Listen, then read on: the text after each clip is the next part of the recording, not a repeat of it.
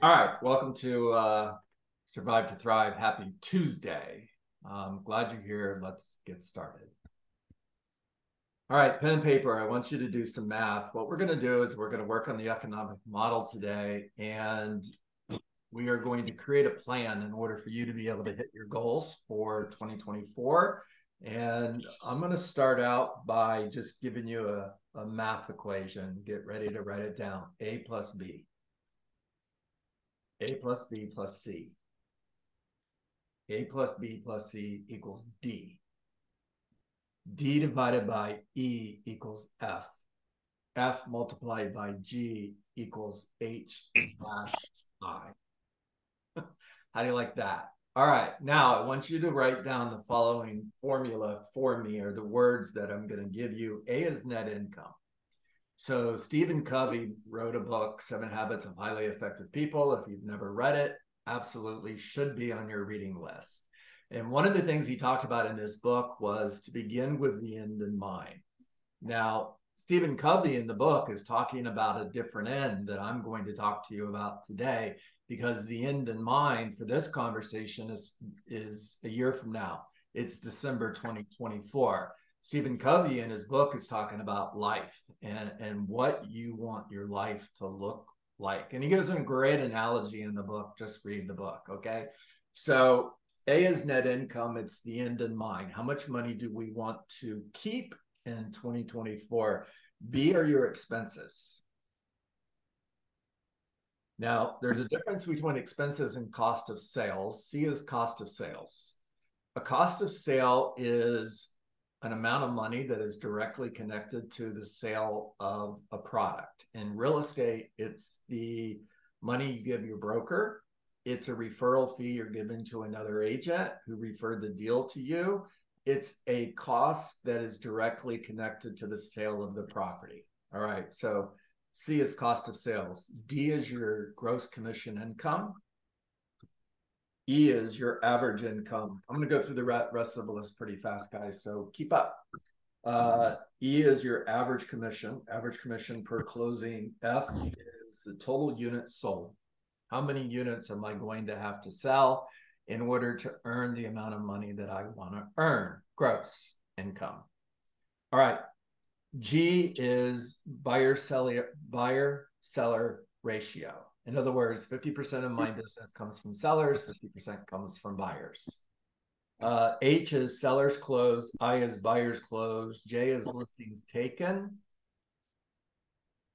I'll do that again because I know that was quick. H is sellers closed, I is buyers closed, J is listings taken. K, listing appointments needed. L is contacts. Contact is a two-way conversation.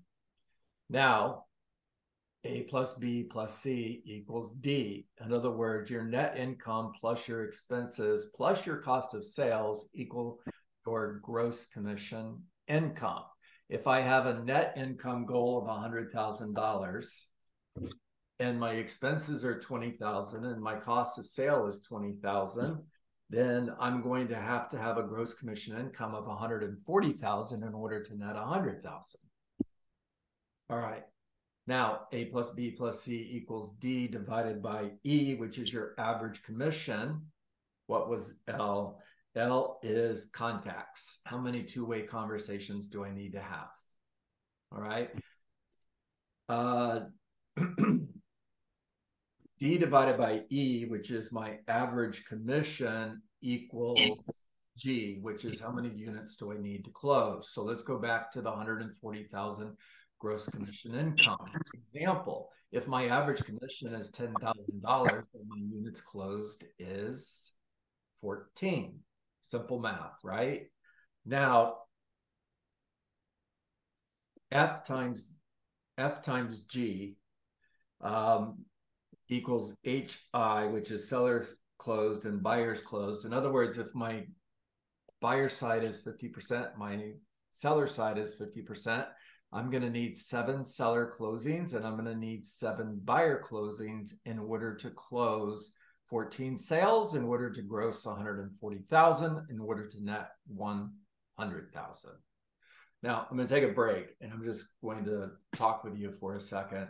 So one of the classes that I've taught for many years, and I'm going to be teaching it before the end of the year, and of course all of you will be invited, is the business planning clinic. Okay, now this is a 2-day class if we teach it in its entirety. And what I'm basically doing for you today is I'm breaking that two-day class down into a 30-minute conversation. If you're creating goals for 2024, let me say that again. When you're creating goals for 2024, this is a simple math formula that you're going to follow in order to achieve those goals. All right, so now we know how many seller sides we need. We know how many buyer sides we need in order to get to the total units closed, in order to gross the amount of money we want to gross, in order to net the amount of money we want to keep. Now, if my business is 70% buyers and 20% sellers, then I'm going to redo the math, because now I know how many listings I need to take in order to close the number of homes on a 20% seller side ratio. Now, obviously, I would have a conversation with you about working on your seller listing presentation, working on your lead generation skills and conversion ratios in order to make your business more 50-50. Ideally, you want to lead with listings. A really healthy business plan is if 60% of your business comes from sellers and 40% comes from buyers. That's the best idea possible. All right. Now, once we know how many listing sites we're going to close, we know how many listings we're going to need to take. In other words, we are going to take the number of listings taken, which is J. If I have a 75% conversion ratio from a listing taken to a listing sold, and I want to close 7 seller listings, then I'm going to take 7 divided by 0.75, and that's going to tell me how many listings I need to take. Somebody working on your calculator there as you're listening to me, just put that number in the chat. It's probably around 9. So if I'm going to sell 7 seller listings in order to close a total of 14 sales, I know that not every listing I'm going to take is going to... Okay, yeah, I know that not every listing I take is going to sell. Now, I know that is a paradigm shift for a lot of us because we're coming from a market where every listing sold. We're going into a market where not every listing sold. On average, you want to use 75% as your ratio because that's going to work out over time. Sometimes it'll be much, much more, and sometimes it'll actually be less. But if you use 75%, you know you want to close 7 seller listings, then you're going to have to take 9 seller listings. If I'm doing the math right in my head, and you guys just take 7 divided by 0.75, there's your answer. All right, now, how many appointments do I need to go on? This is the end result. We're going to discover how many appointments we need to go on. How many appointments do I need to go on in order to take 9 seller listings? If I have a conversion ratio from a listing appointment to a listing taken of 50%, then I'm going to need to go on 18 seller listing appointments in order to take 9 seller listings, in order to sell 7, in order to hit my seller side of the equation for 14 total units closed, in order to gross $140,000, in order to keep $100,000. All right, I'm going to take a break right there just to make sure that you guys are keeping up and make sure this is making sense, and ask me questions. I'm not going to break for long, so if we have silence, I'm just going to keep going. Hey, John, can you repeat what H and K were? Yeah. H is sellers closed. K is listing appointments needed. Thank you. Yep. So what we're going to do on the seller side is we have the number of sellers, the number of listings that we need divided by 75% equals J, which is the number of listings that we're going to need to take divided by Again, 75%, if we have a conversion ratio, is going to tell us how many appointments we need to go on. So for example, I'm going to use different numbers here, okay? For example, if my goal is to close 18 seller sides and 75% of the listings I take are going to sell, then I'm going to need to take 24 seller listings. If my conversion ratio from a listing appointment to a listing taken is also 75%, I'm going to need to go on 32 seller listing appointments. So I need to go on 32 seller listing appointments, which is K, in order to take 24 seller listings, which is J, in order to sell 18 seller listings, which is H. All right. Now, if IFK, which is buyers closed, sorry guys, total units sold and listing appointments closed is 32. That's the total number of sales that I want to close. How many leads will you need? How many contacts will you need in order to close 32 sales? Let's assume that your contact to listing appointment ratio is 100 to 1. In other words, I need to have 100 conversations in order to schedule one listing appointment. And K is 32. What is L? L is the number of contacts that I need to have. Well, if I have 100 conversations to one listing taken, that's going to equal 32 multiplied by 100 equals 3,200 or 12.8 per day. So the end result of the economic model is how many homes will I need to sell in order to earn the amount of money that I want to earn? How many appointments am I going to need to go on in order to get the number of listing agreements and buyer agreements in order to sell the number of homes that I need to sell? The next question is, what does a lead generation model look like in order to hit that appointment goal? And if I have a 100 to 1 ratio and my goal is to close 32 sales, well, that's a total of 3,200 conversations, or 12.8 a day, working 5 days a week, 50 weeks a year. Now, it's either really, really simple or it's really, really hard. And my goal is not to make this really, really hard. My goal is to make this really, really simple. If you know the model, which watch the recording, watch it many times if you need to. If you know the model, it's simply about showing up every day and hitting your standards.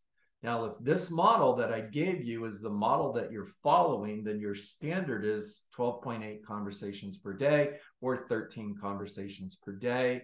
It's non-negotiable. Now, what if I have to have 200 conversations in order to get one seller agreement or one buyer agreement? Well, that's fine. Now we're talking about 25 conversations a day. Whatever it is, that's the number you're going to have to hit in order to hit your goals. And as the market is shifting, there's more and more conversation going on about how hard things are. And things are harder. And it's not a matter of changing the goal, because you never change the goal. You change the path to get there. And if it takes twice as many conversations to hit the goal, then that's how many conversations you're going to have. Now, we're going to wrap this up with, I'm not telling you that you're going to have to work more hours, because that's not the case. Success is not the result of how many hours you work, but how much focus and energy you put into that time. So it's not a matter of going from working 8 hours a day to 12 hours a day. It's all about putting more focus and energy into that 8 hours. In other words, the cost of distraction. Are you being distracted from the things that matter most? When I talk to you guys in one-on-one coaching conversations and I ask, what are your obstacles? The number one answer I get is time. My biggest obstacle is time. I just don't have enough time. Now, what you're really saying is not that you don't have enough time, because everybody has the same amount of time every single day. It's 24 hours. What you're saying is, I'm not using time as effectively as I could, which goes back to focus and energy. All right. Talk to me, guys.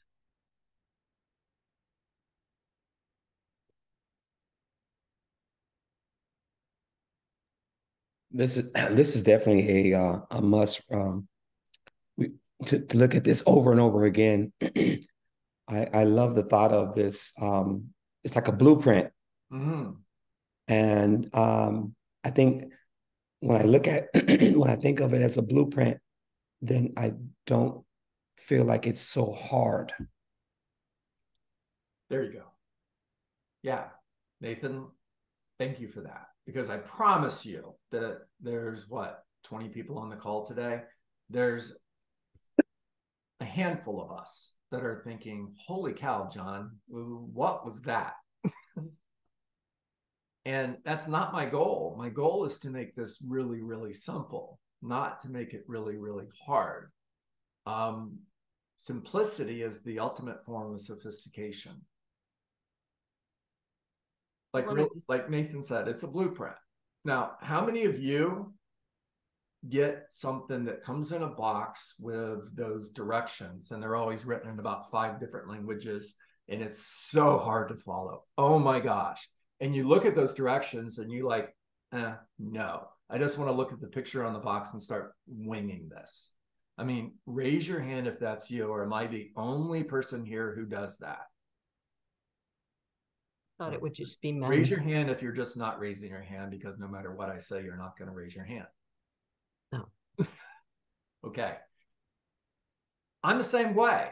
I really am. I'm like, why do they have to make this so difficult? And that's not my goal.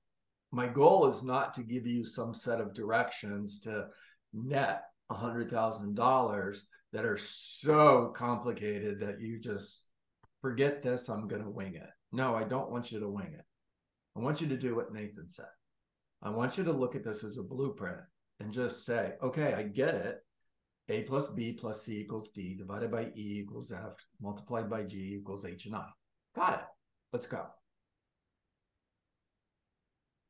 Because like when you look at those directions, when you get frustrated and what you're putting together and it's like wonky, it's like it's not straight. You're like, okay. Let me start all over. Let me look at these instructions here, and then it's like, it wasn't that hard. No.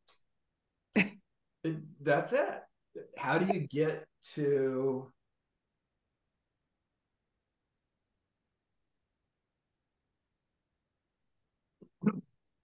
the Emerald City? Just follow the Yellow Brick Road.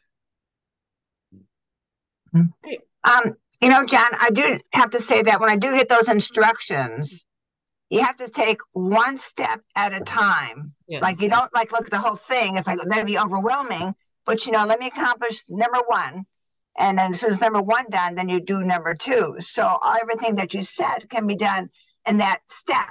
Like instead of looking at everything you said, oh no, you gotta do everything, this thought process. No, just take it systematically. 1, then 2, and so forth. Simple as that. Well done, Kim. So here's what I heard Kim say, everybody. How do you succeed? The next conversation. How do you overcome setbacks? The next conversation.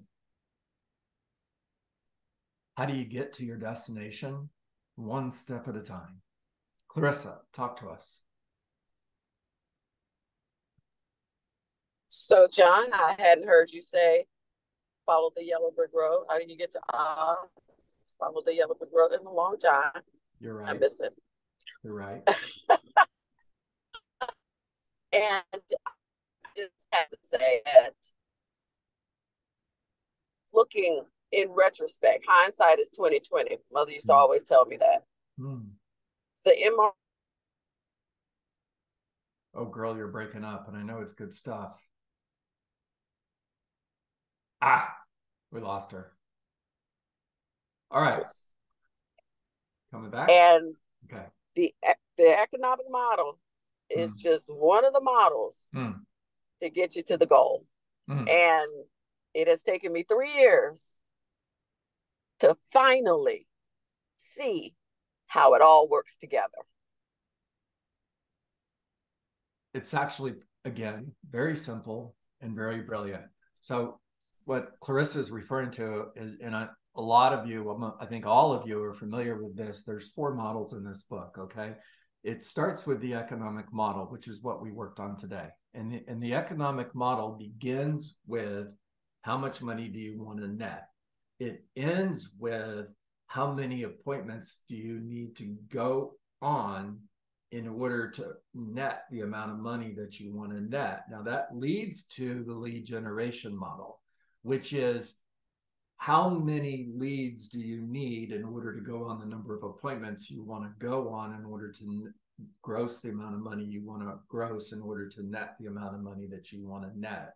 It's really simple stuff, guys, which leads to the organization model, because as I'm building my business, I'm looking for leverage in order to make sure that I'm focusing my time on the 20%, not the 80%, because leveraging my 80% gives me the opportunity to increase my production. And I'm going to do that by building a business through an organization model through leveraging the 80%, which leads to the budget model, which is how do you go from the amount of money that you want to net to the amount of money you're going to need to gross?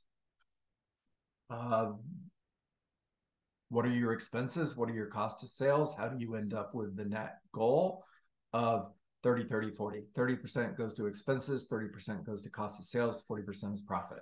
And that is based on $1 million, by the way. It's not based on doing 200,000 GCI, because it's not 30, 30, 40. It's a different number. But if your gross commission is $1 million and your goal is to net $400,000, then 30% is going to go to expenses, 30% is going to go to cost of sales. By the way, that 30% cost of sales is largely going to the agents who are a part of your team. All right, save it for another day. Clarissa, talk to us. Hands back up. So, just starting in the business, it's like you have this perception that real estate is this like windmill industry. You just go out and make the money. When real estate about knowing every day what you need to get up and do and just do it. Okay. So Clarissa, it was kind of choppy because the signal's not great, but I know you, so I know what you said. We're going to end with this. When you wake up in the morning, and I'm going to just recap what Clarissa said. When you wake up in the morning, you have a job.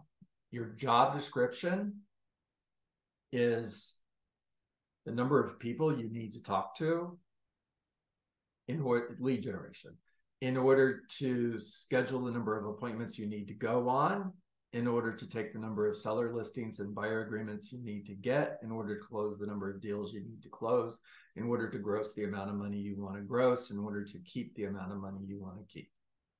All right, guys, I hope this was helpful. And tomorrow we're back into breakout rooms, practicing and role playing our scripts.